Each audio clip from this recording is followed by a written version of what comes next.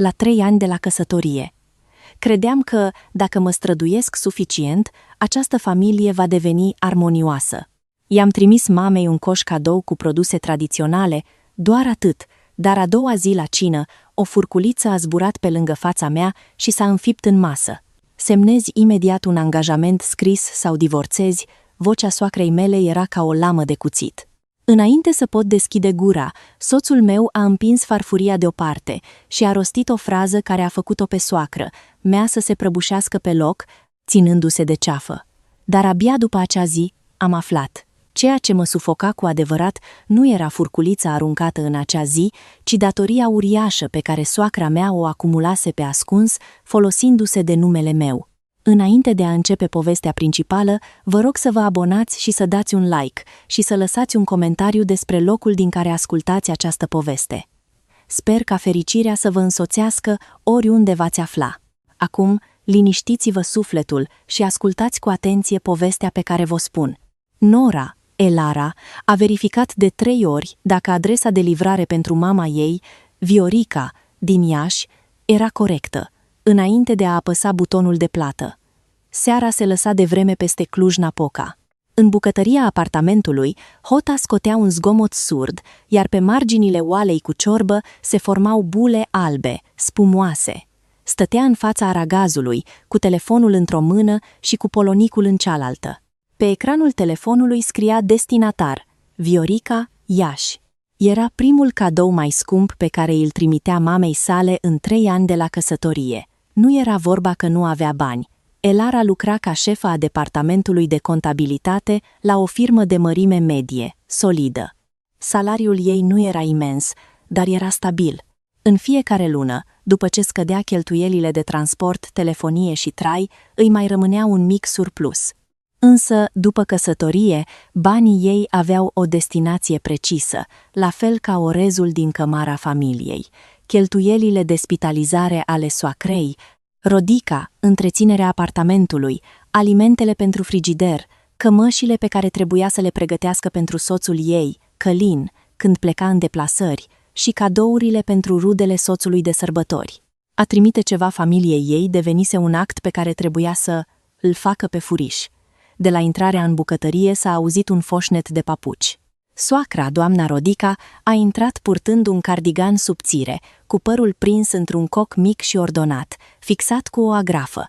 S-a uitat cu coada ochiului la aragaz, apoi privirea i s-a mutat pe telefonul pe care Elara îl strângea în palmă. Nu pune prea multă sare în ciorbă, a zis soacra. Lui Călini se umflă fața în ultima vreme. Mâncarea de la restaurant e deja sărată. Da, mamă. Elara a băgat telefonul în buzunar și a redus focul, un gest devenit obișnuință. Soacra nu a ieșit din bucătărie. A rămas în picioare lângă masă, bătând tacticos cu degetele în blatul mesei. Ai primit salariul astăzi, nu-i așa? Elara s-a oprit pentru o clipă, apoi a răspuns încet. Da, a intrat. Luna aceasta întreținerea a fost mai mare decât luna trecută și săptămâna viitoare e parastasul cumnatului la mănăstire, așa că pregătește o donație generoasă. Să nu cheltui banii pe prostii. Da, voi aranja totul. Abia după ce a auzit acest răspuns, soacra a părut puțin mulțumită. S-a întors în sufragerie și a dat volumul televizorului la maximum, de parcă voia să se laude cu râsetele din emisiunea de divertisment. Elara a scos din nou telefonul din buzunar. Privind comanda de pe ecran, degetul ei mare a ezitat câteva secunde pe marginea ecranului, dar nu a anulat comanda. În primul an de căsătorie, înainte de Crăciun, îi cumpărase mamei sale un pulover tricotat. Când soacra a aflat, a stat toată seara la masă cu o față încruntată, iar a doua zi dimineață, la micul dejun, a izbucnit. O fată măritată, dacă se îngrijește doar de familia ei, va fi vorbită de rău în familia soțului. Și cu scra ar trebui să aibă puțin bun simț. Cum poate să accepte banii pe care fiica ei măritată îi câștigă în casa soțului? Atunci, soțul ei, Călin, care își îndesa mâncare în gură, a lăsat lingura jos. Mamă, a cumpărat-o cu banii câștigați de ea. Ochii soacrei s-au înroșit instantaneu. Da, ce să mai zic eu? Tot ce iese din gura mea e greșit. De când s-a însurat, nici măcar nu mă mai ascultă. Micul dejun din acea dimineață s-a răcit în tăcere.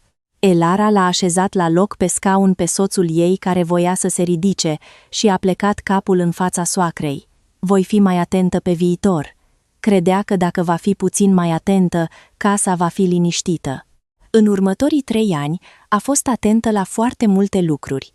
Se trezea cu o oră mai devreme decât era necesar pentru a ajunge la serviciu, pentru a-i pregăti soacrei o supă caldă, așa cum îi plăcea dimineața, pentru că soacra spunea că nu poate mânca murături prea acre. Mergea în fiecare weekend la piață să aleagă legume proaspete.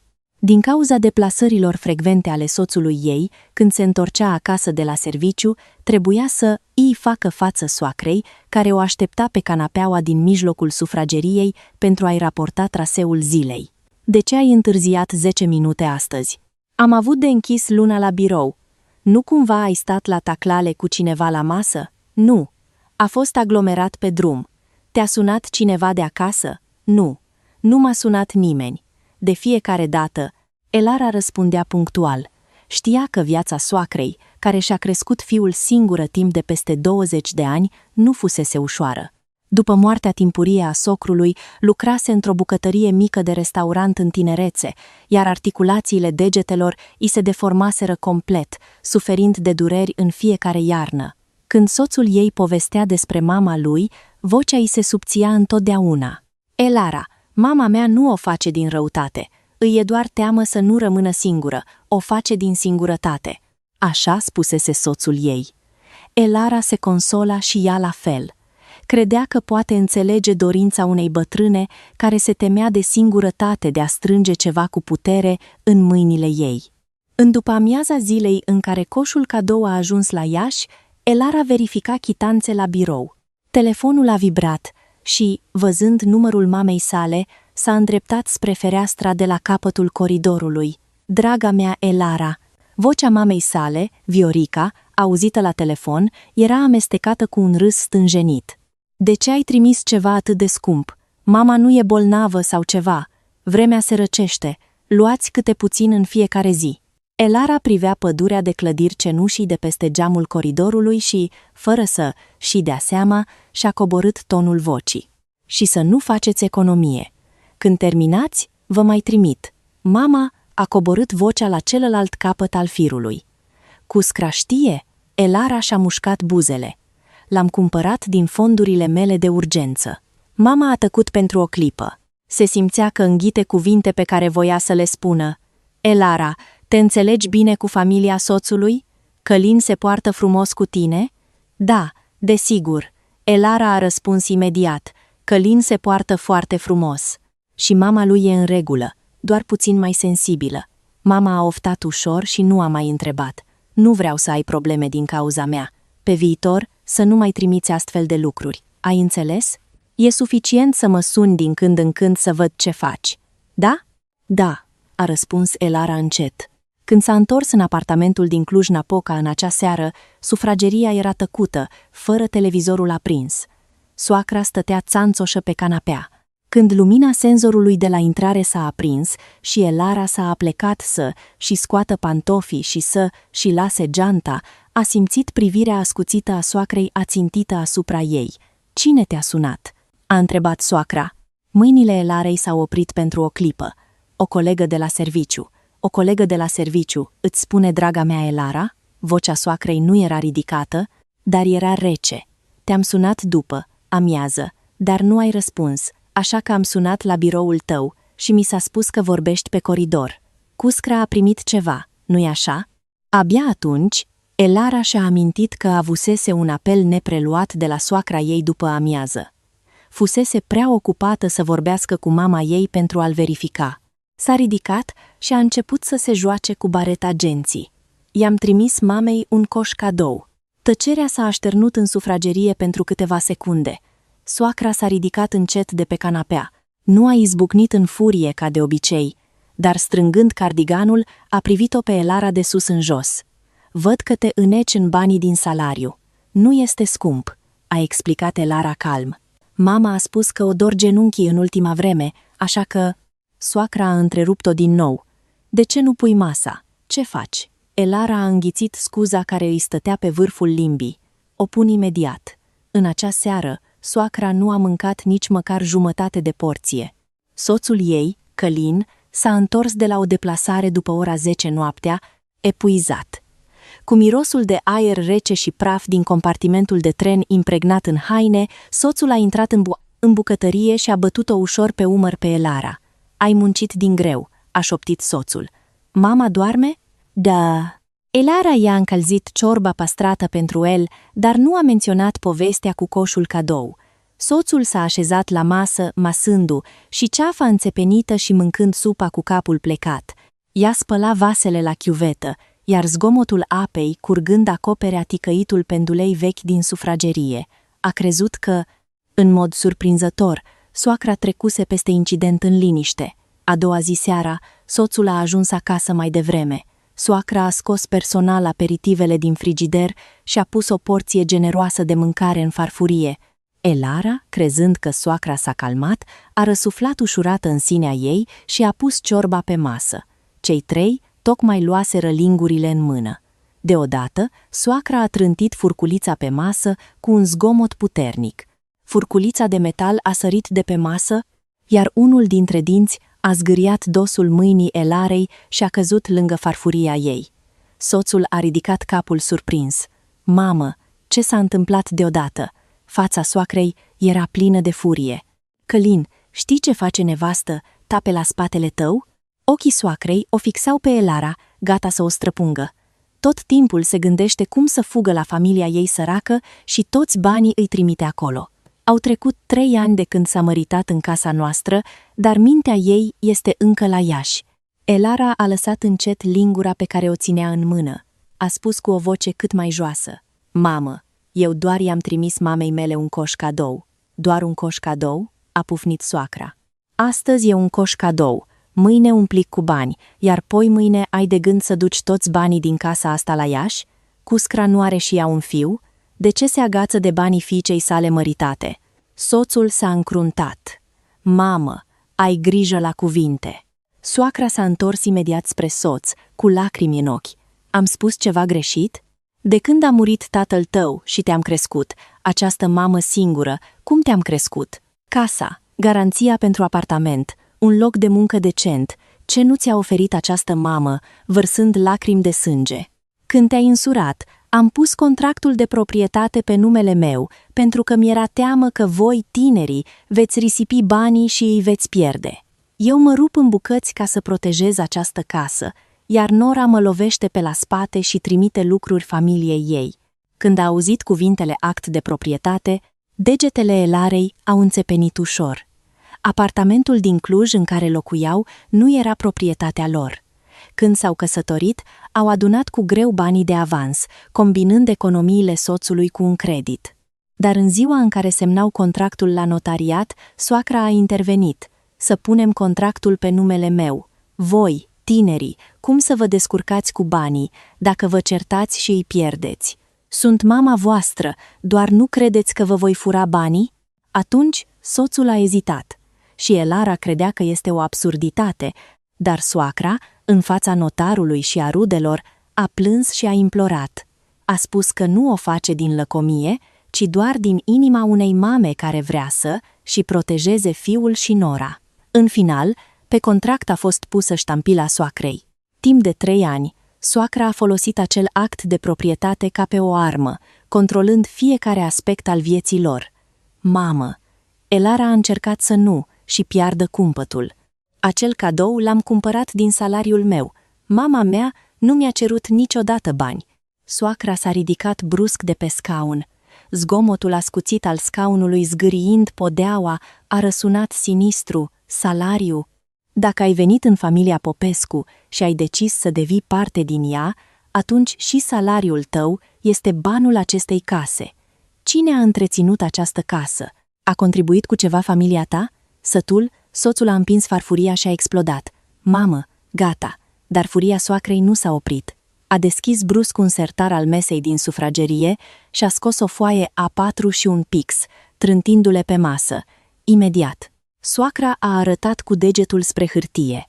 să scrii un angajament că nu vei mai trimite bani pe ascuns familiei tale, că nu vei mai merge la Iași fără permisiune și că nu vei mai bârfi despre problemele casei noastre la mama ta. Dacă nu scrii, divorțezi imediat. Elara s-a uitat la foaia albă, goală. Aburul de la ciorba fierbinte făcea ca marginile hârtiei să se onduleze ușor, ca o sepie. În urechi îi răsunau cuvintele mamei sale. Nu vreau să ai probleme din cauza mea. Acea frază se simțea ca un fir subțire care îi strângea gâtul. S-a auzit zgomotul scaunului soțului împins în spate. Soțul s-a ridicat și, sprijinindu-se cu ambele mâini de masă, a privit-o pe soacră direct în ochi. Mamă, dacă cineva trebuie să divorțeze în această casă. Soțul a rostit fiecare silabă clar și apăsat. Atunci nu Elara va divorța, ci eu și cu tine, mamă, vom rupe legătura de sânge. Soacra, cu mâna întinsă spre hârtie, a încremenit. Elara a ridicat capul și l-a privit pe soțul ei. Avea cearcă nevineții sub ochi de la turele de noapte și deplasările frecvente, dar vocea lui nu tremura deloc. Elara este soția mea. Nu este o servitoare în această casă și nici un pion pe care tu, mamă, îl folosești pentru a ți controla fiul. Nu ai niciun motiv să ceri să scrie un angajament pentru că i-a cumpărat mamei sale un cadou. Soacra clipea din gură, ca o persoană care auzea o limbă străină complet de neînțeles. În clipa următoare, corpul soacrei s-a clătinat puternic, călin. Soacra a scos un țipăt ascuțit, sfâșietor, prinzându-se de colțul mesei. Vrei să spui că te-ai lăsat vrăjit de o vulpe și ți abandonezi mama? Soțul a înconjurat în grabă masa pentru a o sprijini. Dar mâna soacrei a alunecat de pe masă și a căzut grămadă pe podea. Elara s-a ridicat și ea speriată, lovind cu cotul castronul de ciorbă. Supa roșie s-a scurs de pe masă și a picurat pe podea. Când a sosit ambulanța, pe coridor se uitau deja curioși câțiva vecini. Soacra, dusă pe targă, ținea strâns mâneca soțului, cu ochii închiși ca pe un colac de salvare. Elara a alergat după ei, fără să și fi schimbat papucii. Picăturile de supă de pe picioarele goale se răciseră, dându-i fiori. Lumina fluorescentă a camerei de gardă era orbitor de albă și strălucitoare. Rezultatele analizelor au arătat, din fericire, o sincopă vasovagală temporară cauzată de stres extrem. Medicul a recomandat o noapte de observație. Soacra stătea întinsă pe patul de spital, cu ochii închiși, gemând și plângându-se de slăbiciune doar când se apropia soțul ei. Vestea s-a răspândit cu viteza luminii printre rudele soțului. A doua zi dimineață, sora soacrei, mătușa și doi veri au dat buzna în salon. Salonul îngust, cu mai multe paturi, era sufocant din cauza aerului plin de reproșuri pe care le emanau. Elara, mătușa a privit-o pe Elara de sus în jos și i-a aruncat cuvinte mieroase, cu un ton de dojană. Când un om în vârstă îmbătrânește, devine ca un copil. Trebuia să treci cu vederea cum de ai adus-o pe soacră, ta la urgențe. Elara stătea lângă pat ca o vinovată, cu o supă de pui proaspăt cumpărată în mână. Soțul a intervenit ca un scut. Mătușă, nu Elara a enervat-o. Căline, toți știm cât de mult îți iubești nevasta, a adăugat vărul, aruncându și geanta pe un scaun. Dar mama ta s-a chinuit atât de mult să te crească. Când a venit o noră în casă, ar trebui să îi facă pe plac soacrei. Era așa de greu să ceri voie soacrei înainte de a trimite ceva familiei tale? Elara a așezat cutia de plastic cu supă pe noptieră. Până și foșnetul pungii de plastic părea vinovat. O lacrimă s-a prelins pe obrazul soacrei, care stătea cu ochii închiși. De ce să mai trăiesc?" a murmurat soacra cu tristețe. Degeaba am crescut un fiu. O singură dată se lasă influențat de nevastă și mama care l-a crescut 20 de ani e aruncată la gunoi. Maxilarul soțului s-a încleștat. Chiar când era pe punctul de a deschide gura, Elara l-a strâns ușor de încheietură. Erau mulți ochi în salon. Atâta timp cât soacra era pacientă, orice explicație ar fi dat-o, ar fi transformat-o într-o noră rea care își persecută soacra. Merg să plătesc. Elara a plecat capul și a ieșit din salon. Stând la coadă la automatul de plată de la capătul coridorului, a auzit în spate murmure ca un stup de albine, cuvinte precum Nora, ceafă, familie. Nu s-a întors. Când i-a venit rândul și a scos cardul din portofel, degetele îi tremurau atât de tare încât a greșit codul PIN de 2 ori. Soacra a stat internată 3 zile pline. În acele 3 zile, soțul a făcut naveta între serviciu și spital, epuizat, iar Elara, după serviciu, alerga la spital să o îngrijească. Soacra nici măcar nu se uita la supa adusă de noră, deschizând gura doar când fiul ei îi dădea să mănânce cu lingura. Când veneau rudele în vizită, soacra recita aceeași replică. Fata noastră, Elara, e atât de ocupată cu serviciul, unde să mai aibă timp să se gândească la mine. O bătrână ar trebui să stea cu minte într-un colț. De fiecare dată, privirile rudelor spre Elara deveneau și mai tăioase. În ziua externării, soțul și-a luat o jumătate de zi liberă. În timp ce Elara strângea lucrurile în dulapul din salon, soacra nu a întors capul spre ea nici măcar o dată. Când s-au întors acasă, în Cluj, o liniște stranie, de un alt fel, plutea în casă. Soacra nu o mai certa, nu o mai întreba la ce oră a ajuns. Dimineața de vreme, când Elara îi aducea ciorba și mâncarea pregătite, soacra împingea ostentativ farfuria. Nu mi-e foame. Soțul, ieșind din cameră și văzând masa neatinsă, a oftat. Mamă, trebuie să mănânci măcar o lingură ca să-ți iei medicamentele. Soacra a scos imediat un șervețel și și-a tamponat ochii. Crezi că pot înghiți mâncarea? Simt o piatră pe inimă. Nu vă faceți griji pentru mine. Probabil că soarta mea e să mor de foame. Lingura soțului a rămas suspendată în aer. Elara a dus în tăcere farfuria soacrei în bucătărie. Când a aruncat resturile de ciorbă în chiuvetă, aburul fierbinte i s-a părut amar. A auzit cum soțul se chinuia în sufragerie să-i facă pe plac mamei sale. Știa mai bine ca oricine că oftaturile și reproșurile soacrei apăsau greu pe umerii soțului. În acea noapte, soțul, după ce a făcut duș și a intrat în dormitor, a stat mult timp pe marginea patului, cu gura închisă. Elara, întinzând prosopul pe uscător, a întrebat: "Mâine la ce oră pleci?" "La 6. Soțul și-a apăsat fruntea încruntată. "Trebuie să verific niște mărfuri care pleacă spre Constanța. Îți pregătesc micul dejun." Soțul a ridicat spre ea o privire goală. Buzele i-au tremurat. "Elara, îmi pare rău." Elara, închizând ușa dulapului, nu a răspuns imediat. În cameră era aprinsă doar o veioză galbenă, iar umbra lungă a soțului pe podea părea deosebit de îngustă și fragilă.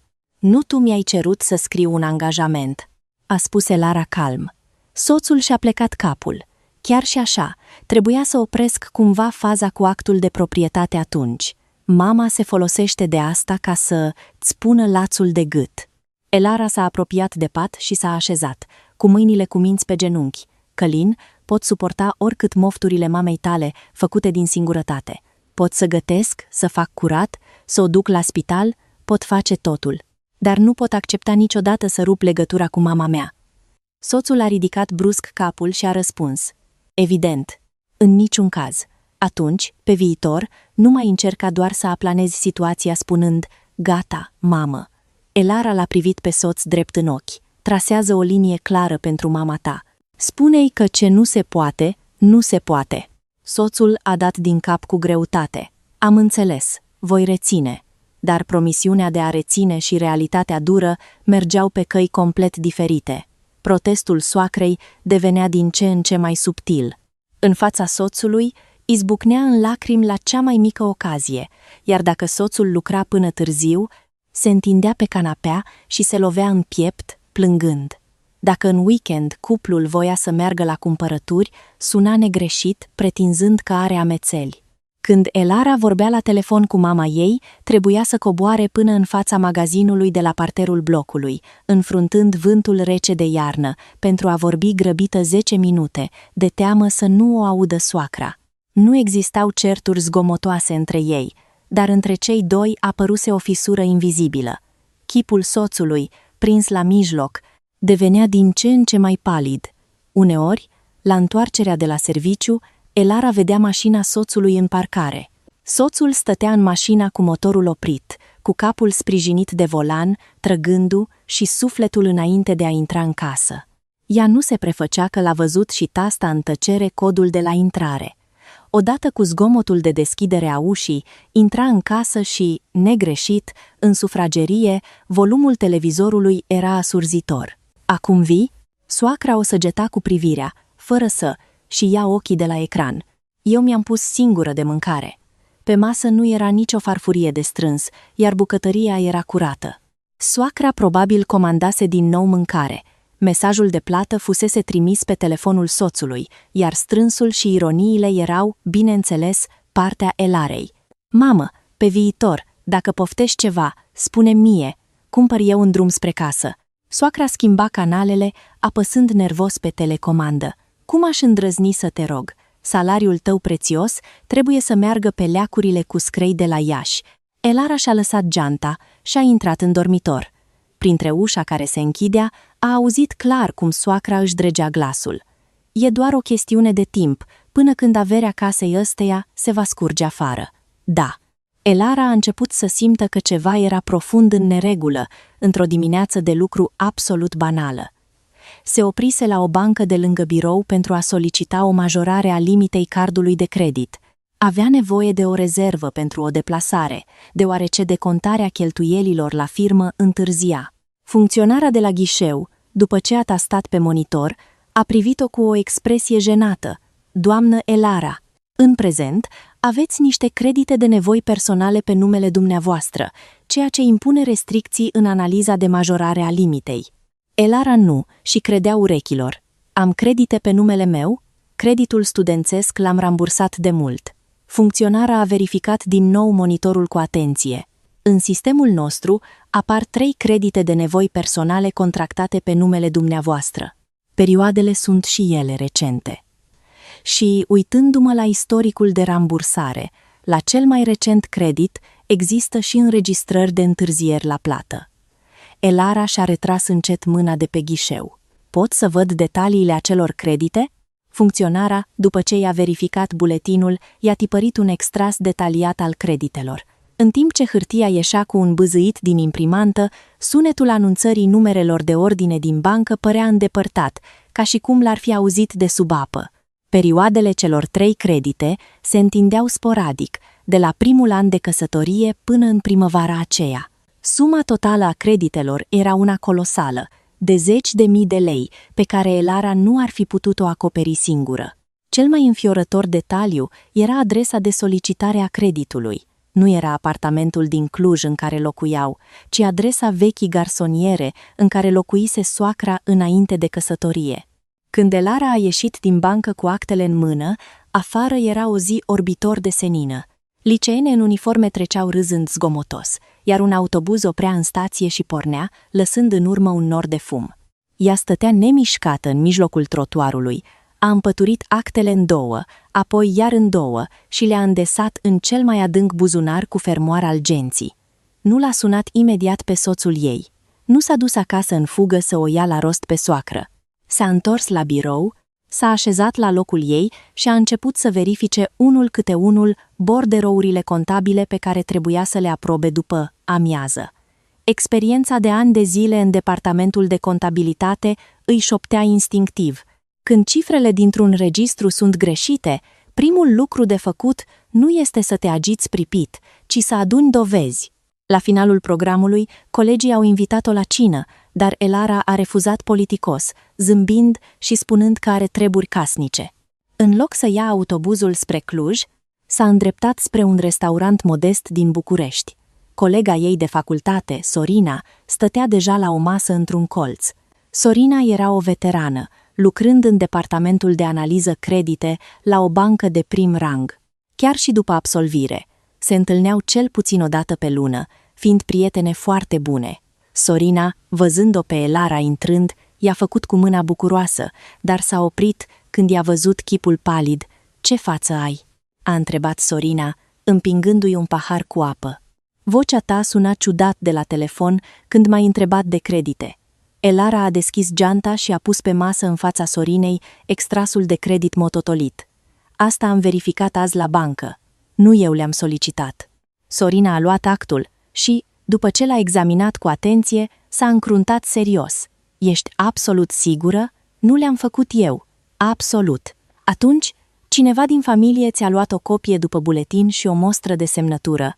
Vârful degetelor Elarei a alunecat pe suprafața paharului. Când se pregăteau de căsătorie, pentru starea civilă și contractul de proprietate, soacra spusese că se va ocupa ea de acte și i-a cerut Elarei o copie după buletin, specimen de semnătură și diverse adeverințe, toate într-un dosar galben.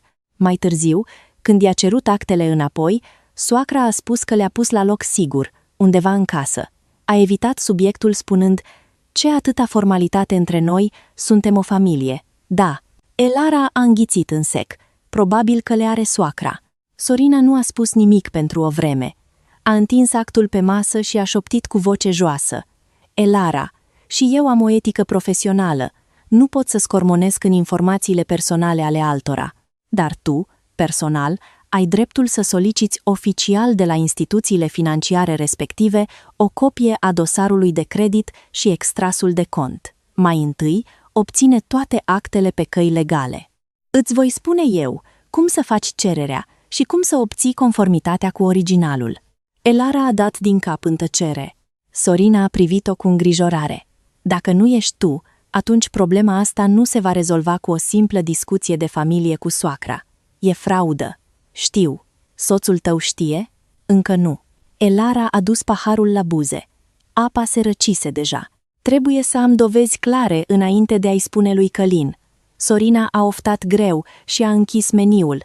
Azi nu mâncăm picant. O să te doară stomacul. Elara a încercat să zâmbească, dar mușchii feței nu o ascultau. În următoarele zile, Elara a mers la serviciu, s-a întors acasă și a pregătit cina ca de obicei. Soacra încă îi respingea mâncarea ca și cum ar fi scuipat în ea, iar soțul, prins între cele două femei, se consuma pe picioare.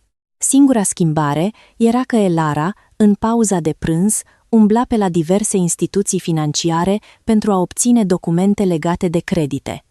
A copiat, a scanat și a clasificat totul în ordine cronologică. Toate documentele originale le-a păstrat într-un fișet la birou, sub cheie, iar copiile scanate le-a încărcat într-un cont cloud, protejat cu o parolă dublă, cunoscută doar de ea. Cu fiecare foaie pe care o descoperea, adevăruri hidoase, ascunse sub cotidianul ei pașnic, ieșeau la iveală. Semnătura de pe cererile de credit imita stângaci scrisul Elarei, dar era evident un fals. Numărul de contact se schimba constant, iar numărul de la primul credit era aproape sigur de la o cartelă prepay anonimă. Dar cel mai concludent era fluxul banilor. Banii împrumutați ajungeau direct în contul personal al soacrei, Rodica. Urmărind istoricul rambursărilor, a văzut că în unele luni ratele erau retrase automat din contul soacrei, iar în altele, pentru a evita urmărirea, erau depuse fragmentat, fără card, la bancomate. Odată ce a văzut cu ochii ei tranzacțiile financiare clare, piesele de puzzle de neînțeles din ultimii 3 ani s-au potrivit în mod înfiorător. Faptul că soacra și-a cumpărat brusc un dispozitiv medical de câteva mii de lei pentru tratarea spatelui, faptul că de sărbători oferea plicuri neobișnuit de groase rudelor, lăudându-se că fiul ei, Călin, nu trebuie să fie mai prejos. Și când vechi cunoștințe ale soacrei au venit la ei acasă să-și ceară datoriile, iar soțul a încercat să afle despre ce e vorba, ea a țipat la el: "Ești ocupat cu munca ta, de ce te bagi?" Și a închis subiectul. Banii nu puteau pica din cer. Sursa tuturor acestor extravaganțe era creditul norei sale, Elara. Sâmbătă după amiază, Elara făcea curat în hainele de sezon. Soacra plecase la o baie publică din cartier, iar soțul era la muncă, fiind weekend de tură, așa că în casă era o pace neobișnuită. Inițial, a vrut doar să găsească în camera soacrei dosarul galben cu actele ei de căsătorie. Dar, sub o plapumă groasă de bumbac, în partea de jos a șifonierului, a dat peste un pachet greu. Era un pachet de pânză neagră, legat strâns cu un fular vechi și ros.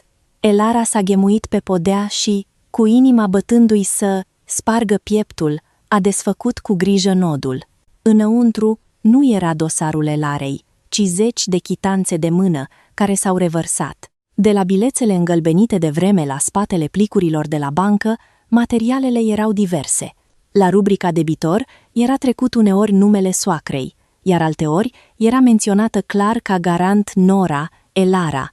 Sumele variau de la câteva sute la 10.000 de lei, iar creditorii erau în mare parte vechi vecini ai soacrei sau rude îndepărtate. Printre ele, o chitanță scrisă deosebit de clar i-a sărit în ochi. Nora mea lucrează la departamentul de contabilitate al unei firme solide și are un salariu constant, așa că, în cazul în care subsemnata, Rodica, nu poate returna banii, nora mea, Elara, se angajează să ramburseze integral suma. Privind acea frază, genunchii Elarei au cedat. Răceala podelei i-a pătruns prin pantaloni până în oase. Țrâr. Deodată, s-a auzit sunetul ialei electronice de la intrare. Elara a început să fotografieze frenetic chitanțele cu telefonul. Apoi a legat pachetul la loc, exact cum era, și l-a îndesat sub plapuma din șifonier. Când soacra a intrat în cameră, Elara întindea rufe pe uscătorul de pe balcon, ca și cum nimic nu s-ar fi întâmplat. Privirea tăioasă a soacrei s-a ațintit asupra Elarei. "Ai fost cumva în camera mea?" Elara, agățând o cămașă pe umeraș, a răspuns nepăsătoare. "Am lăsat lenjeria de pat spălată lângă șifonier." Soacra a fugit în camera ei și a inspectat cu atenție zona șifonierului. Câteva secunde mai târziu a scos capul pe ușă. "Pe viitor, să nu mai intri în camera mea fără permisiune, fără maniere în camera unui adult." "Da, mamă." Elara a plecat capul, netezind mânecile unei cămăși. Vârful degetelor încă îi tremura. În acea seară, târziu, a sunat soneria. Era o vecină care locuia în același bloc. Vecina, cu o pungă neagră cu câteva mandarine în mână, a intrat în hol și, văzând-o pe Elara în bucătărie, a roșit și a zâmbit stânjenit. "Vai, și norișoara e acasă." Soacra, chiar stătea întinsă pe canapea, a sărit ca un arc. "Ce faci aici la ora asta, fără să anunți?" Vecina, privind în jur, a spus cu o voce stinsă. "Am trecut pe aici. Soră Rodica, ai spus că luna asta îmi dai măcar dobânda la banii împrumutați." Fața soacrei s-a albit. A alergat și a apucat-o brutal de braț pe vecină. "Hai înăuntru să vorbim." Dar vecina s-a smucit și s-a uitat pe furiș spre Elara. "Ai spus clar că și Nora știe totul, că Nora a garantat, că are un serviciu stabil și un salariu sigur, așa că să stau liniștită." De pe aragazul din bucătărie, apa care fierbea a țâșnit cu un șuierat ascuțit din ibric. Soacra aproape că a împins-o cu forța pe vecină în camera ei. Elara a rămas în fața aragazului și a stins în tăcere focul. Nici măcar nu s-a întors. Sub spatele ei drept, cele două mâini care se sprijineau de blatul rece din marmura artificială al chiuvetei erau albe, fără vlagă. În acel moment, ultima fărâmă de compasiune care mai rămăsese în inima Elarei s-a stins. Nu era o neînțelegere, nu era o eroare în sistemul bancar și nici soacra nu încurcase actele din cauza bătrâneții și a senilității. Soacra, cu mare premeditare, folosea numele Norei pentru a face datorii și, folosind creditul ei ca scut, orchestra o escrocherie. Motivul pentru care se opusese cu atâta îndârjire contactului cu familia ei devenise evident. Se temea ca Nora să nu aibă un sprijin solid. Și astfel, se temea ca, într-o zi, toată această fraudă să nu fie descoperită și să fie trasă la răspundere legal. În acea noapte, soțul s-a întors acasă după ora 11, epuizat. Elara nu i-a pregătit cina ca de obicei.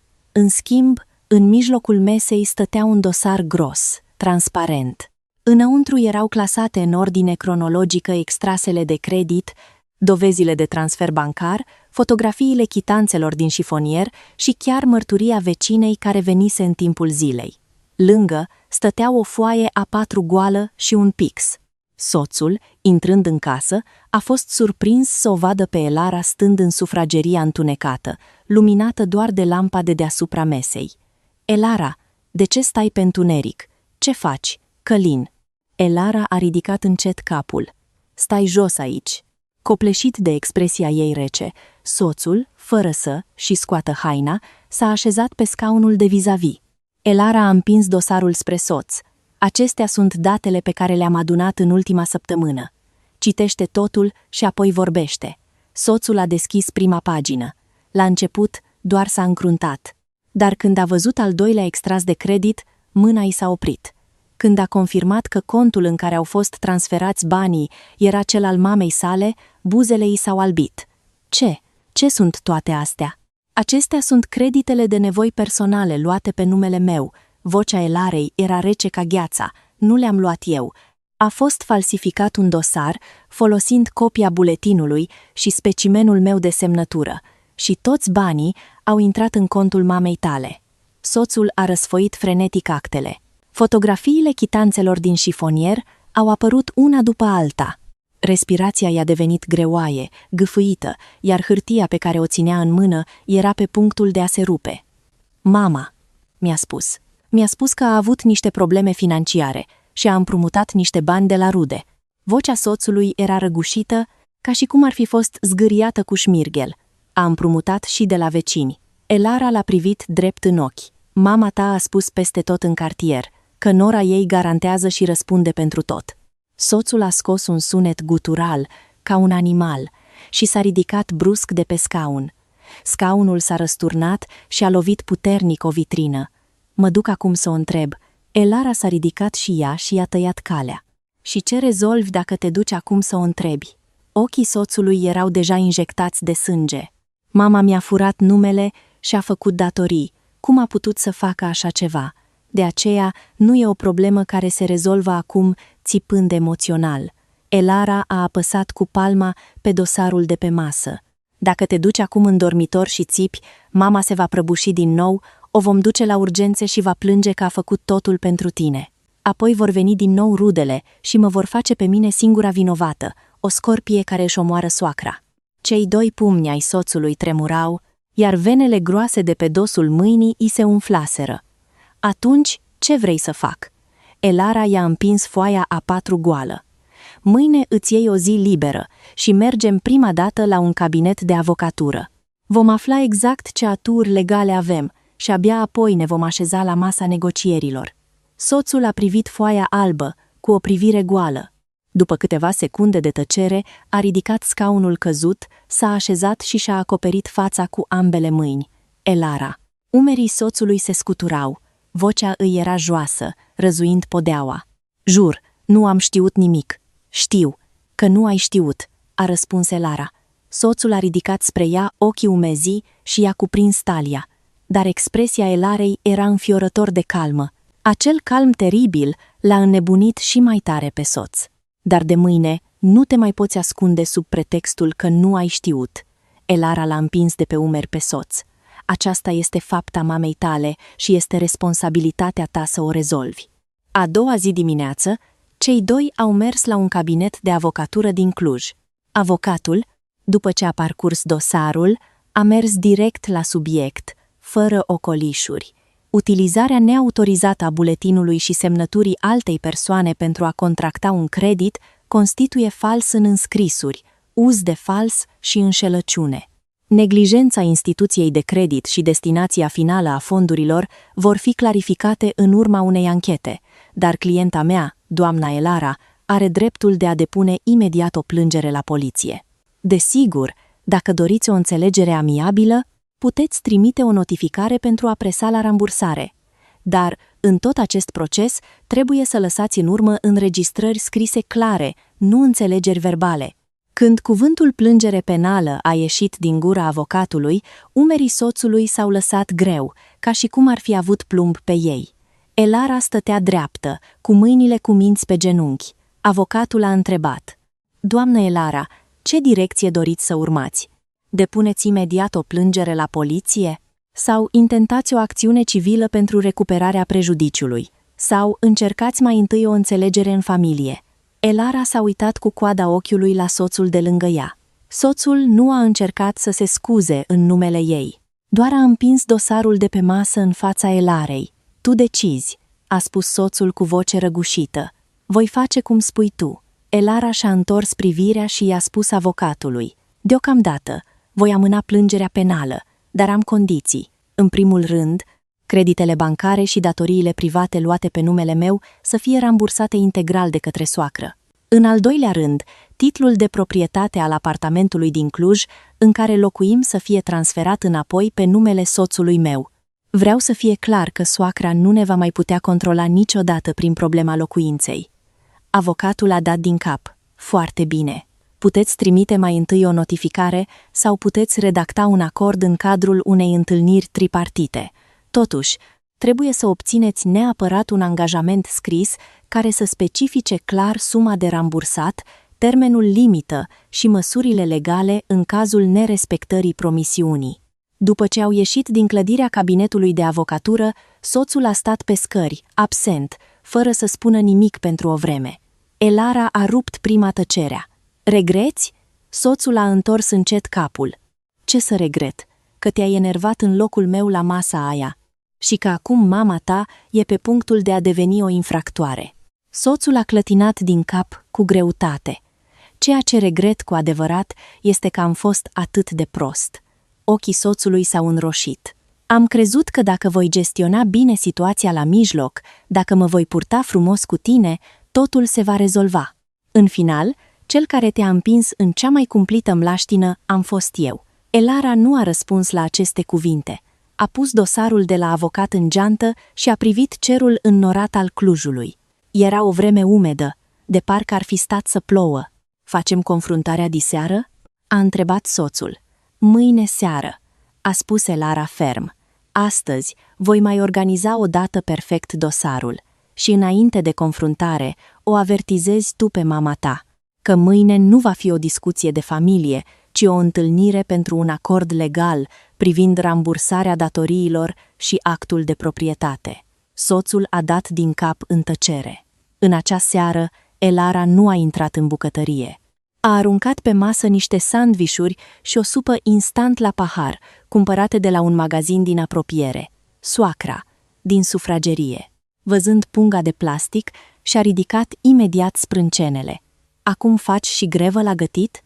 Soțul, care se schimbase de hainele de serviciu, s-a apropiat de masă. Mamă, mâine seară trebuie să stăm noi trei de vorbă despre ceva important. Nu o chema pe mătușa sau pe alte rude. Vom vorbi doar noi trei. Soacra a aruncat o privire precaută, ca un animal sălbatic. Ce discuție! Soțul s-a uitat odată la Elara, apoi a privit-o din nou direct pe soacră. Despre creditele luate pe ascuns pe numele Elarei și despre actul de proprietate al acestui apartament, telecomanda televizorului, pe care o ținea soacra, a căzut cu un pocnet pe canapea. La televizorul din sufragerie, un prezentator de știri vorbea cu o voce calmă. Soacra s-a aplecat să ridice telecomanda, dar degetele îi tremurau atât de tare încât a ratat de 2 ori. Ce credit! A forțat soacra o voce. Nu-mi spune mie lucruri pe care nu le înțeleg. Soțul s-a apropiat și a scos brusc televizorul din priză. Vă voi spune totul mâine seară. Vocea soțului era glacială. Vă dau timp să vă gândiți ce scuze veți avea mâine. Soacra și-a ridicat privirea spre fiul ei. Fața ei, care fusese palidă, s-a înroșit instantaneu. M-ați spionat pe la spate? Elara stătea lângă masă, cu brațele încrucișate, cu gura închisă. Ochii plini de ură ai soacrei s-au întors spre Elara. Vocea i s-a subțiat. Tu ești, șerpoaico. În sfârșit, îți arăți adevărata față. Nu era de ajuns că trimiteai bani familiei tale, acum vrei să mi furi și contul bancar? Soțul s-a pus în fața Elarei. Mamă, cea care a folosit numele Elarei pentru a lua bani ești tu? Soacra a lovit cu pumnul în brațul canapelei. Da, am luat banii mei. I-am luat pentru tine. Când te-ai însurat? Cine a acoperit gaura din banii de avans? Cine a avut grijă de imaginea ta în fața rudelor? Cine a plătit electrocasnicele pe care le folosește cu atâta nonșalanță cu coana asta? În timp ce eu mă rupeam în bucăți pentru casa asta, voi, tinerii, nu făceați altceva decât să mă exploatați și să vă distrați. Maxilarul soțului s-a încleștat de parcă ar fi stat să se spargă. Elara a deschis ușa frigiderului și a pus nepăsătoare punga cu sandvișuri. Discutăm mâine seară, a spus Elara cu o voce rece ca gheața. Nu are rost să vă consumați energia diseară. Soacra, la auzul calmului înfiorător al Elarei, a explodat și mai tare. Acum nu mai ai niciun respect, faci ce vrei. Elara, care închisese ușa frigiderului, s-a întors și a privit-o pe soacră direct. Mamă, mâine vă voi vorbi cu respect, dar și cu toate dovezile pregătite. La aceste cuvinte, în sufragerie s-a așternut o liniște de mormânt. A doua zi seara, pe masă, în locul farfuriilor, erau doar teancuri de acte reci.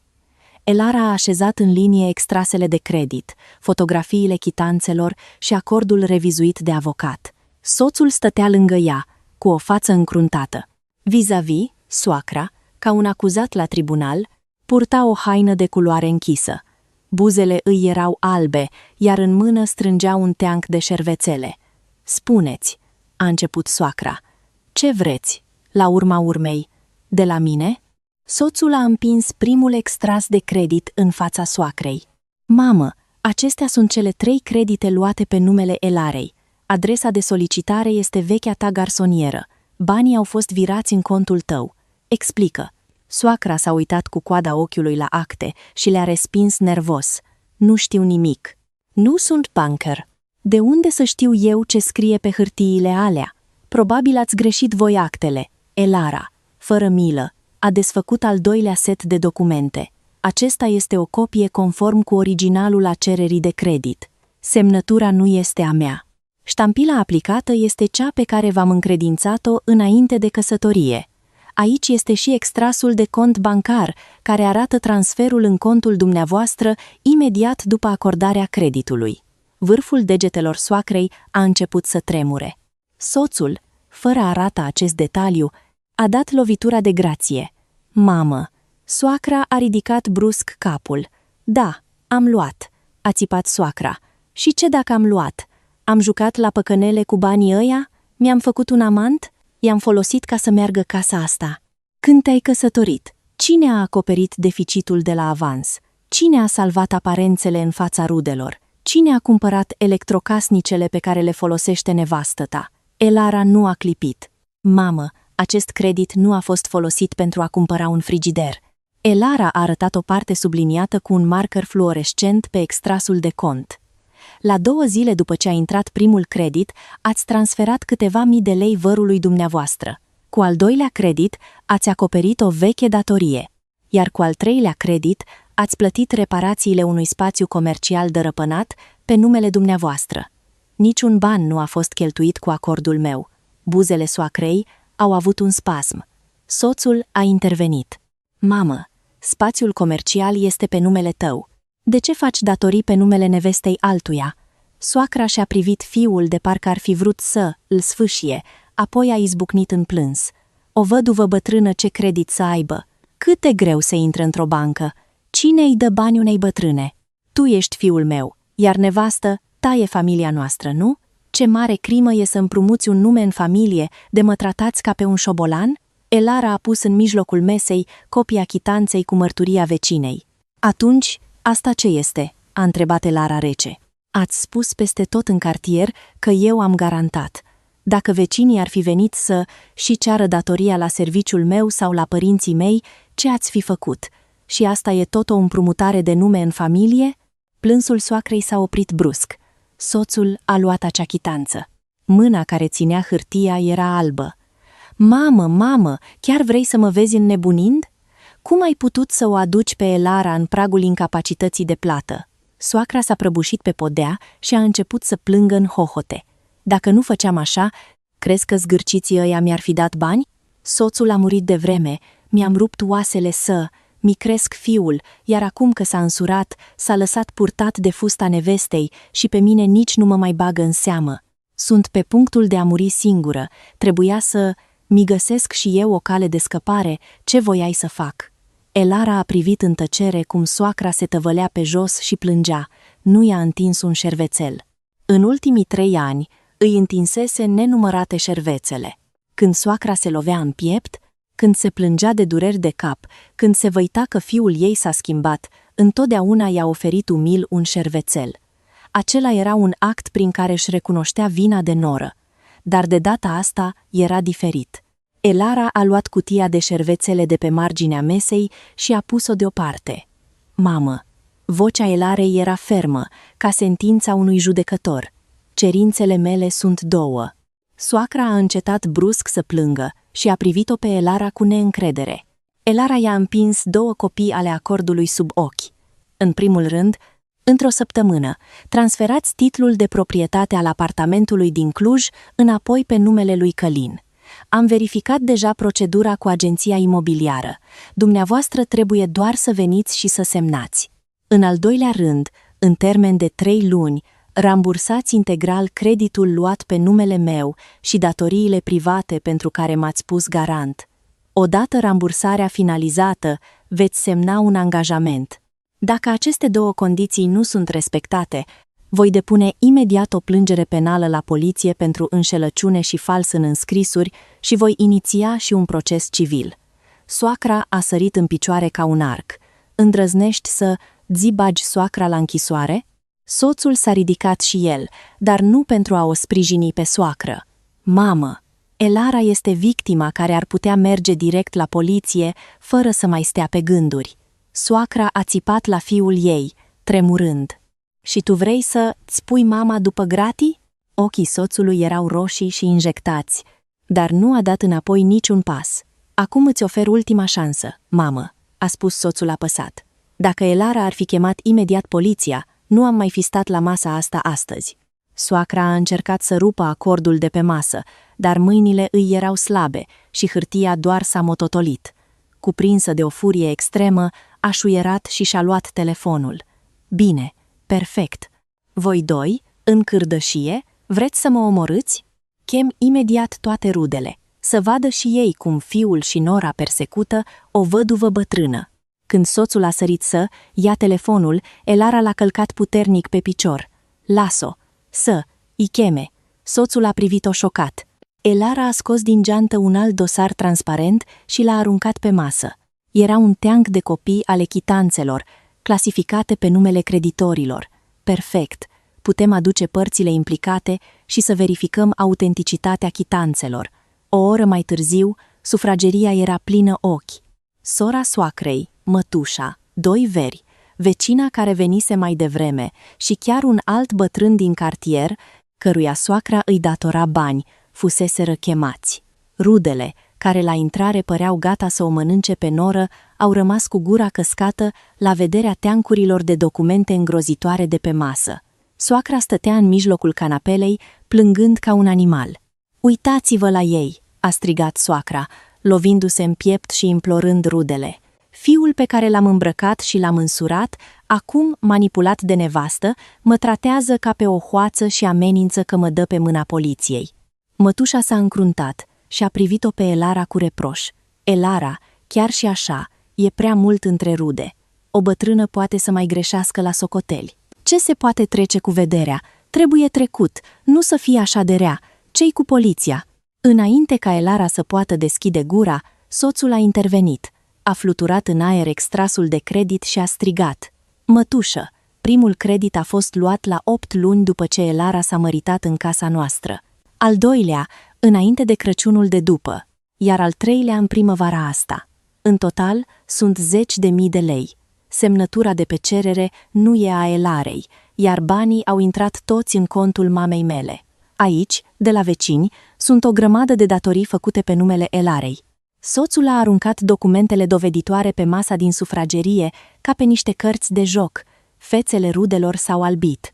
Soacra a scos un țipăt ascuțit. Călin! Dar furia soțului nu s-a oprit. Mama a acuzat-o mereu pe Elara că trimite bani familiei ei. În 3 ani, Elara i-a cumpărat mamei sale un pulover și un coș cadou, atât. Dar mama a folosit numele norei pentru a face datorii de 10.000 de lei și i-a cerut Elarei să semneze un angajament că rupe legătura cu familia ei. În sufragerie nu se mai auzea nicio suflare. Vecina, care stătea timidă lângă ușă, jucându-se cu bareta genții, a deschis gura cu o voce stinsă. Soră Rodica a spus clar că și Nora a fost de acord, că Nora e o contabilă isteață și că nu vor fi probleme cu banii, că familia Norei e săracă și că familia soțului se ocupă de gestionarea finanțelor. Celălalt bătrân de lângă ea a dat din cap, confirmând, și mie mi-a spus la fel, că Nora garantează totul. Mătușa, cu mâinile tremurânde, a luat o chitanță și fața i s-a făcut cenușie. Soră, cum ai putut să pui numele unei fete de familie pe o chitanță fără voia ei? Soacra, ca o nebună, i-a smuls chitanța din mână. Voi toți, în grup, mă tratați așa? Cine sunt eu? Sunt mama lui Călin.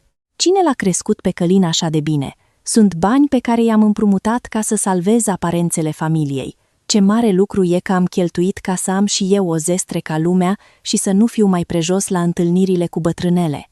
Abia atunci, Elara a vorbit calm. Ați salvat aparențele dumneavoastră, mamă. Vocea ei era ca un sloi de gheață, dar acea datorie este în întregime pe umerii mei. Soacra a privit-o pe Elara de parcă ar fi vrut să o sfâșie. Și acum, că mi-ai terfelit imaginea în fața întregului cartier și m-ai făcut de râs, ești mulțumită? Elara a aruncat acordul în mijlocul mesei din sufragerie. Eu nu am chemat poliția astăzi. Nici nu am răspândit zvonuri la biserica sau la piața unde mergeți. Cea care a chemat toți acești oameni astăzi sunteți dumneavoastră, mamă. La aceste cuvinte, soacra, ca o persoană sugrumată, a scos un sunet gutural și a amuțit. Soțul a apăsat un pix pe acord. Mamă, semnează. Nu e o mărturisire a unei crime, ci un angajament de rambursare a datoriilor. Titlul de proprietate îl transferi pe numele meu într-o săptămână. Creditul îl rambursezi integral în 3 luni. Te voi însoți eu la agenție și la bancă. Dar nu, ți voi mai plăti niciodată datoriile. Soacra a privit fix pixul. Lacrimile îi curgeau pe dosul mâinii. Nimeni nu i-a luat partea. Dimpotrivă, mătușa s-a apropiat oftând și i-a șoptit. Soră, semnează odată. Dacă faci și mai mare scandal, chiar ajungi la închisoare și îi faci de râs numele lui Călin. Soacra, văzând că până și sora, în care avea încredere, o abandonează, s-a prăbușit complet. Cu mâinile tremurânde, a luat pixul și și-a mâzgălit numele pe acord. Sunetul pixului pe hârtie a răsunat neobișnuit de tare. Elara a privit numele Rodica, gravat pe hârtie. Pentru prima dată în 3 ani, nu a mai simțit că locuiește într-o casă străină. Săptămâna care a urmat a fost un război. Schimbarea titularului contractului de proprietate nu a fost atât de ușoară pe cât părea. A trebuit să se întâlnească cu agentul imobiliar, să obțină acordul proprietarului și să refacă actele. Soacra, pentru a trage de timp, a invocat tot felul de scuze. Că e răcită, că și-a pierdut buletinul, că proprietarul nu răspunde la telefon. Soțul și-a luat concediu și a târât-o cu forța cu mașina. În a 6-a zi, soacra a izbucnit în plâns în mijlocul agenției imobiliare. Acum ești mulțumit?" a strigat soacra, lovindu și fiul în piept cu pumnii. Îți dai mama afară în stradă și îi iei și casa, acum poți să trăiești." Agentul imobiliar, jenat, a plecat capul și a răsfoit actele. Soțul, cu o expresie impasibilă, i-a îndepărtat mâinile soacrei. Mamă, nu îți iau casa. Această sumă este garanția noastră, adunată de mine și de Elara cu sudoarea frunții. Doar o punem la loc, după ce tu ai deținut-o sub pretextul păstrării." Plânsetele soacrei s-au oprit din nou. Eu v-am controlat? Eu mi-am făcut griji că te lași vrăjit de vulpea aia și vei fi dat afară fără nici măcar chiloții de pe tine. Soțul nu a mai răspuns și i-a întins actele. Semnează. În a 7-a zi, în sfârșit, actele de schimbare a titularului au fost finalizate. Soțul a pus o copie a noului contract de proprietate într-un sertar din sufragerie, l-a încuiat și i-a spus parola doar Elarei. De acum înainte, actele casei noastre le știm doar noi doi, a spus soțul. Elara a luat contractul și a simțit cu degetele textura hârtiei rigide. Era doar o foaie A4 obișnuită, dar era dovada că și-a recâștigat în sfârșit controlul asupra propriei vieți, care fusese în mâinile soacrei. Soacra nu a mai putut rămâne în apartamentul din Cluj. Și-a făcut bagajele și s-a mutat la sora ei. Ziua plecării, în hol, stăteau o valiză veche, o geantă de voiaj îndesată cu haine și un teanc de pungi cu medicamente. Soacra stătea nemișcată în hol, sperând cu disperare ca fiul ei să îngenuncheze și să o roage să rămână, ca altădată.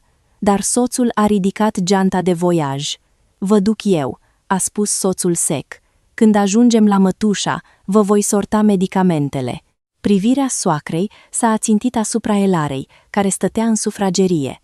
Elara nu s-a apropiat niciun pas, ci i-a susținut privirea. Drum bun, mamă. Buzele soacrei au tremurat, dar în final, fără să spună nimic, și-a încălțat pantofii. Sunetul electronic, vioi, al ialei care se deschidea și se închidea, a tăiat aerul. După ce ușa s-a închis complet, în casă s-a așternut un aer de pace și liniște neobișnuită. Elara a intrat în bucătărie. În chiuvetă nu mai erau nici farfuria pe care soacra o răsturna în fiecare dimineață, în semn de protest, nici resturile de supă rece. Era curat. Când soțul s-a întors după ce a dus-o pe soacră la sora ei, era trecut de ora 9 seara. Elara stătea la masă și făcea un tabel în Excel cu planul de rambursare a datoriilor.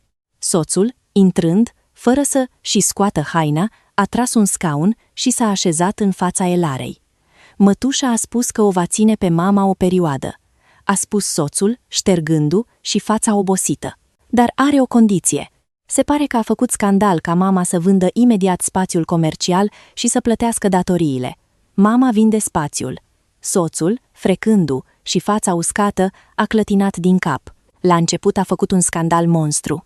Dar mătușa a spus clar că dacă nu plătește datoriile și continuă așa, nici rudele nu o vor mai susține. Nici mama nu a mai putut să se opună.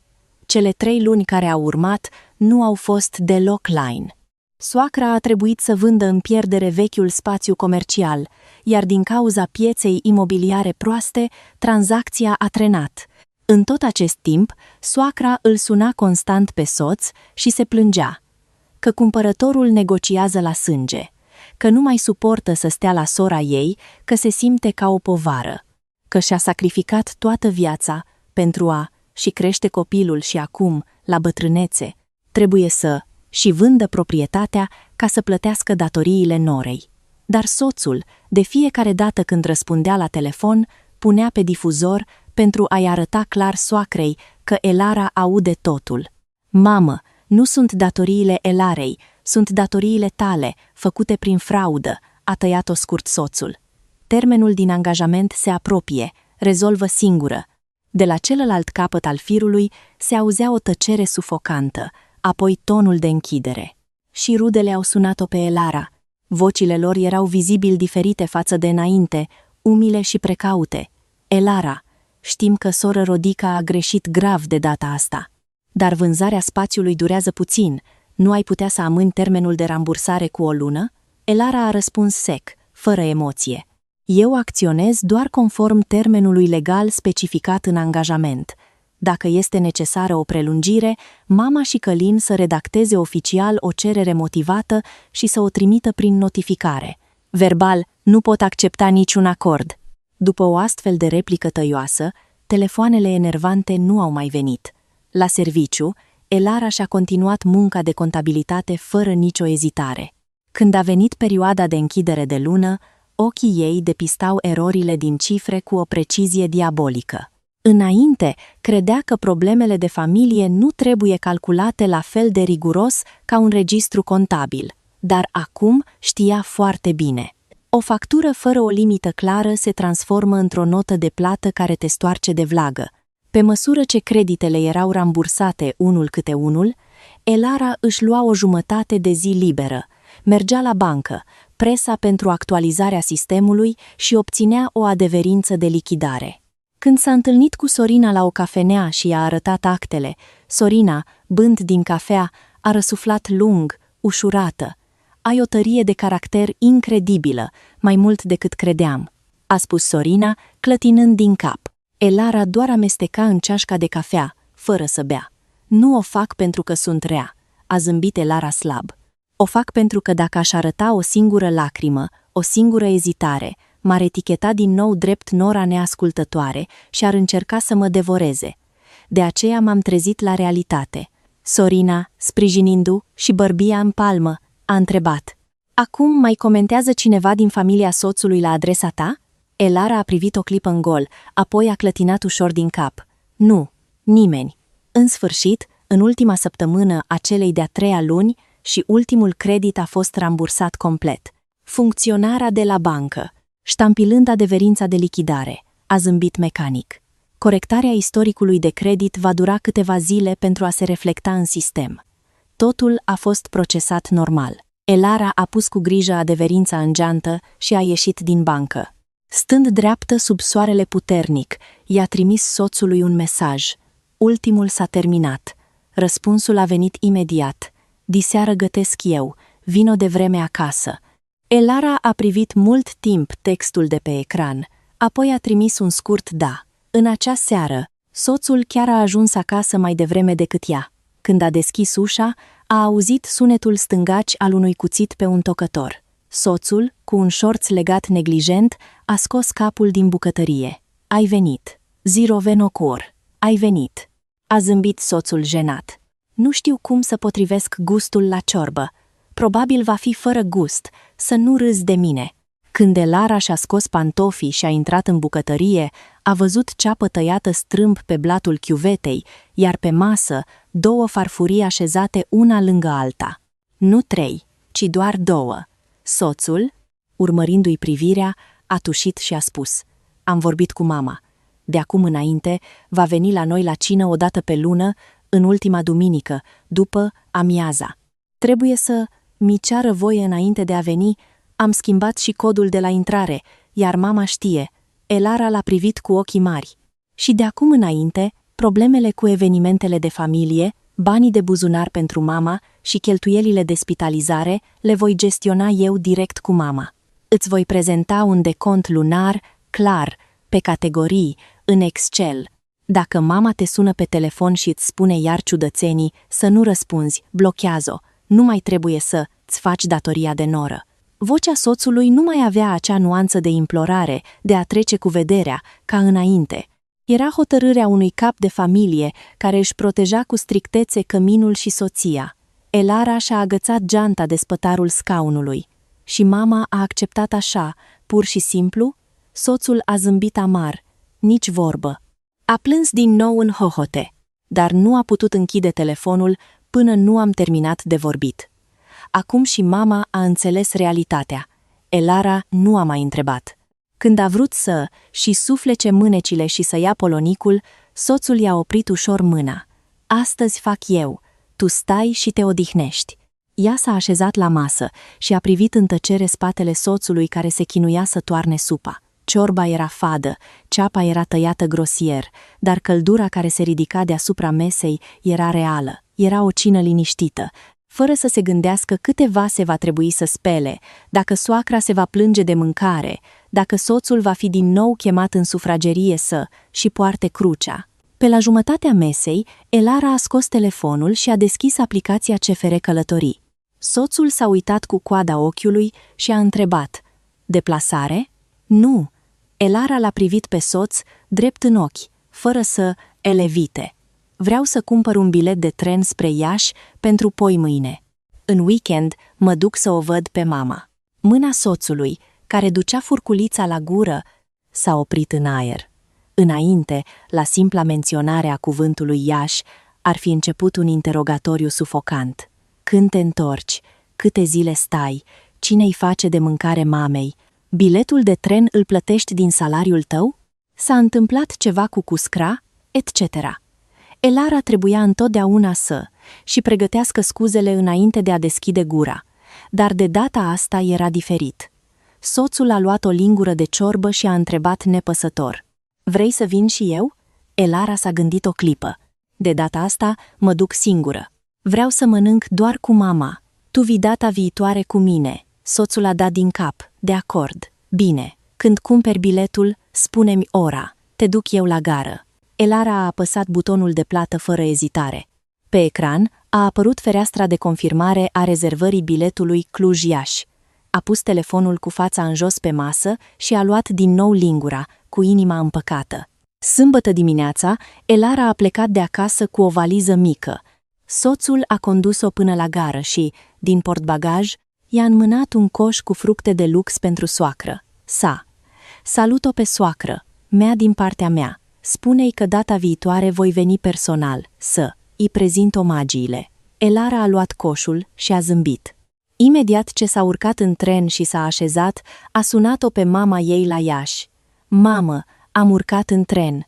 De la celălalt capăt al firului s-a auzit zgomotul unui capac de oală, apoi vocea mamei a urcat cu o octavă. Chiar așa? De ce vii așa pe neașteptate? Călin știe? Cuscra nu se supără?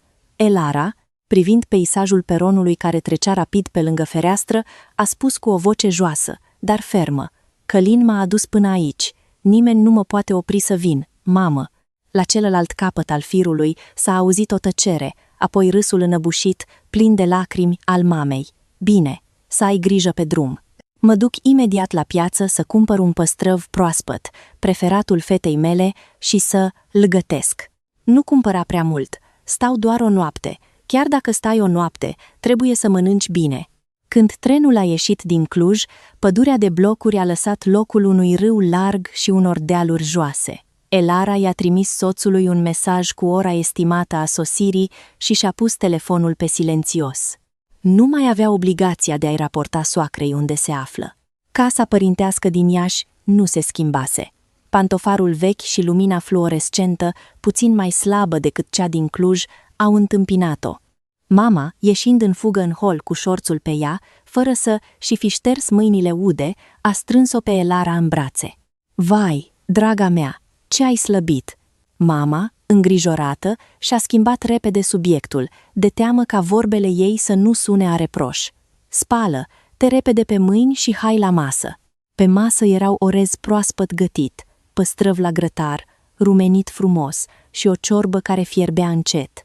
Când Elara s-a așezat la masă, mama i-a apropiat castronul de ciorbă. Elara, privind aburul care se ridica din ciorba caldă, a simțit un straniu deja, vu. I-au trecut prin minte, ca într-un film, castronul cu ciorbă rece pe care soacra din Cluj îl împingea nervos și furculița ascuțită care zbura prin aer. A luat lingura și a gustat o gură mare de ciorbă. Era fierbinte, de parcă ar fi ars-o pe cerul gurii, dar a alunecat lin pe gât. E delicios. A zâmbit Elara senin. Ochii și ridurile mamei, așezată vis-a-vis, s-au luminat. Atunci mănâncă mult. La această masă, nimeni nu o întreba dacă i-a intrat salariul în cont, nimeni nu o chestiona cât a costat coșul cadou. Nu exista niciun interogatoriu sufocant care să o forțeze să aleagă o tabără. Mama, în tăcere, îi curăța peștele și îi punea bucăți mari în farfurie, iar Elara îi punea la rândul ei carnea de pește, pe lingura mamei. Mănâncă și tu puțin, mamă. Mama, prefăcându-se că nu poate refuza, a luat furculița, tușind ușor. Bine, mănânc. 6 luni mai târziu, soacra locuia încă în camera mică din casa surorii ei. Bătrânețea ei era mizeră. În casa strâmtă a mătușii, soacra mânca o pâine amară. Dacă încerca să se bage în treburile bucătăriei, cumnatul se încrunta ostentativ, iar nepoata care venea ocazional în vizită nu era la fel de supusă și nu-i făcea pe plac ca Elara. Mai mult, printre rude se răspândise zvonul că a făcut un festin de datorii folosind numele norei. La întâlnirile de sărbători, nimeni nu-i mai încredința soacrei bani pentru daruri sau pentru păstrare și nu mai existau bătrâni care să cadă în plasa lăudăroșeniei ei că nevasta lui Călin va plăti totul. Frecvența cu care soacra îl suna pe soț a scăzut vizibil. Nu pentru că nu era dor de fiul ei, ci pentru că fiul trasase o linie clară, fără nicio fisură. Mamă, vinerea viitoare după amiază am programare, vă duc la ortoped. Fiți gata. Mamă, v-am transferat banii de buzunar pe luna asta. Trimiteți-mi pe WhatsApp o poză cu chitanța de la medicamente de luna trecută. Mamă, cina din ultima duminică a lunii este de la ora 5 la 7. După cină, vă duc eu personal înapoi la mătușa, așa că nu mai spuneți că rămâneți peste noapte. Odată, soacra a plâns în hohote la telefon. S-a plâns cu amărăciune că de ce trebuie să fie tratată ca un musafir în casa propriului fiu. Soțul, după o scurtă tăcere, a răspuns calm. Mamă, și Elara a trăit în casa noastră timp de 3 ani, fiind tratată mai rău decât un musafir. La aceste cuvinte, de la celălalt capăt al firului s-a auzit doar o respirație sacadată, iar plânsetele nu au mai continuat. Soacra a închis din nou prima telefonul.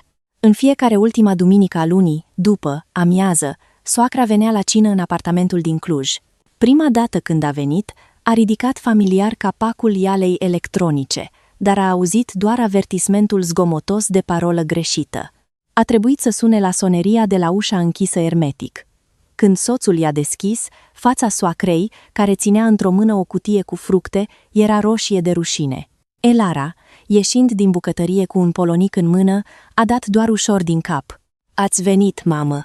Soacra nu a putut să o privească pe Elara în ochi și, uitându-se în pământ, a răspuns cu o voce de țânțar. În acea seară la masă, soțul a așezat personal tacâmurile. Elara a adus o friptură și o ciorbă, iar turnatul supei în castroane a fost sarcina soțului. Soacra nu a mai stat în capul mesei, ci în locul de oaspeți, pregătit la margine, în tăcere. În timpul mesei, a deschis gura să se plângă că mâncarea e sărată sau fără gust, dar văzând cum fiul ei îi punea cu grijă carne în farfuria Elarei, a amuțit ca un pește. După ce a terminat de mâncat, soacra, din vechiul obicei, a împins farfuria goală în mijlocul mesei. Aștepta ca Elara să o strângă, dar soțul s-a ridicat primul. "Eu spăl vasele, tu stai jos." "Mamă, odihnește-te puțin pe canapea. La 7 plecăm imediat." Soacra, văzând cum fiul ei își pune mănuși de cauciuc și se duce la chiuvetă, a albit la față. Un bărbat să facă treburi de bucătărie? Soțul, dând drumul la apă, a spus fără să se întoarcă: "Îmi spăl farfuriile în casa mea. Care e problema?" Soacra nu a mai spus nimic. Elara, așezată confortabil la masă, a desfăcut cu un cuțit un pachet trimis de mama ei din Iași. Înăuntru nu erau cadouri scumpe, ci 3 perechi de șosete de dormit și câteva pungi cu turtă dulce, preferata Elarei din copilărie. Pe pachet, la destinatar, scria cu litere mari Elara, adresa de livrare apartamentul din Cluj. Privirea soacrei, așezată pe canapea, s-a oprit o clipă pe pachet, apoi, speriată, s-a mutat rapid pe ecranul televizorului. Nimeni nu a întrebat insistent ce se află în cutie. Nimeni nu a bârfit că familia ei e săracă. Incidentele cu furculițe zburând pe deasupra mesei nu s-au mai repetat niciodată. Soțul, care spăla vasele în bucătărie, a terminat, le-a șters și a ieșit. A pus deoparte, lângă sacul de gunoi, o farfurie goală pe care o folosise soacra și a spus: "Mamă, s-a făcut târziu, să mergem. La plecare trebuie să ducem și gunoiul." Soacra, fără vlagă, s-a ridicat de pe canapea și, cu umerii lăsați, și-a luat haina. Mergând spre ieșire, soacra s-a întors o ultimă dată și a privit spre sufragerie. Elara împăturea frumos șosetele de dormit trimise de mama ei și le punea în sertarul unei vitrine. Acel sertar, care înainte era plin de mărunțișurile, flacoanele de medicamente și extrasele de card ale soacrei, era acum pe jumătate ocupat cu documentele comune ale cuplului, iar cealaltă jumătate era plină cu lucrurile Elarei. Soacra a privit acea scenă pentru câteva secunde cu o privire goală, apoi, în final, s-a întors în tăcere. Ușa de la intrare s-a închis greu. Elara a intrat în bucătărie și a privit uscătorul de vase. Deși 3 persoane mâncaseră cu puțin timp în urmă, pe uscător erau doar 2 farfurii, ale ei și ale soțului, așezate una lângă alta, strălucind. Când a împins ușor sertarul vitrinei, sunetul vioi al ialei electronice, care se încuia automat, a răsunat în casă,